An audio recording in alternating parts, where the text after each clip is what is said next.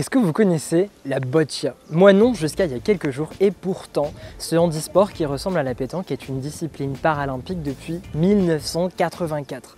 Et pour la deuxième fois dans l'histoire des Jeux paralympiques, la France aura une équipe. Donc on se devait quand même de vous montrer un petit peu ce que c'est. On y va?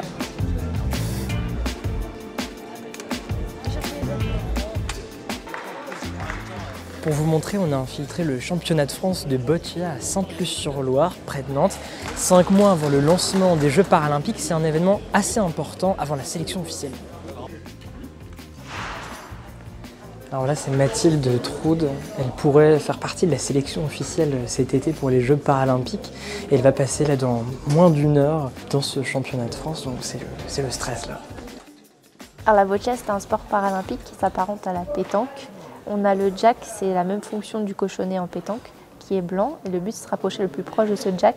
Et soit les joueurs sont en bleu, soit en rouge. Et le but, en fait, c'est d'avoir le plus grand nombre de balles de la même couleur autour du jack, donc la balle blanche, afin d'avoir le plus de points. C'est un match qui se fait d'habitude en 4 manches.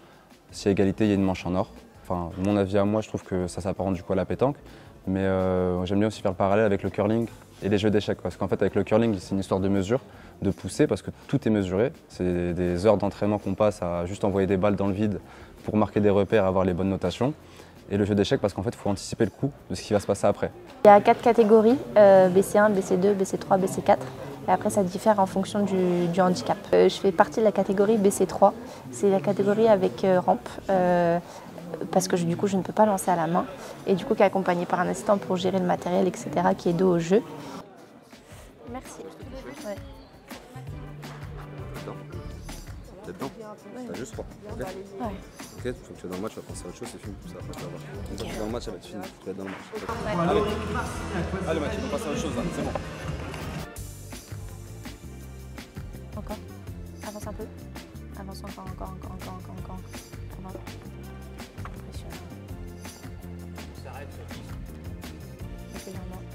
Encore. Ok, très bien.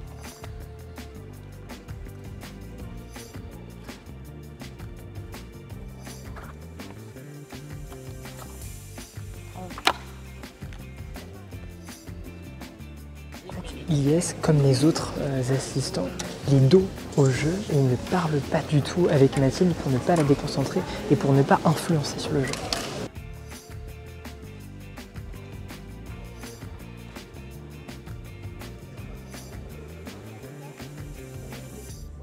C'est bon pour moi.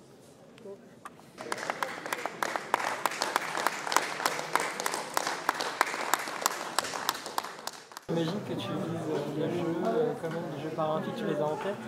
Oui, bien sûr. C'est vrai que là, le championnat de France est quand même très important pour la sélection.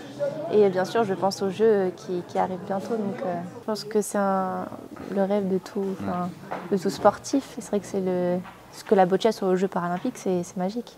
La boccia a une longue histoire. Elle remonte à la Grèce antique et est aujourd'hui pratiquée dans 75 pays dans le monde, dont la France depuis assez peu de temps.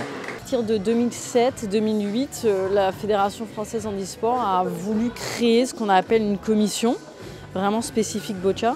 Au niveau de la Fédération handisport, on est à 3100 pratiquants, dont 650 compétiteurs. Les épreuves de boccia se dérouleront fin août, début septembre à l'Arena Paris-Sud, de quoi rendre jalouse la pétanque qui, elle, n'a pas le droit à sa discipline olympique.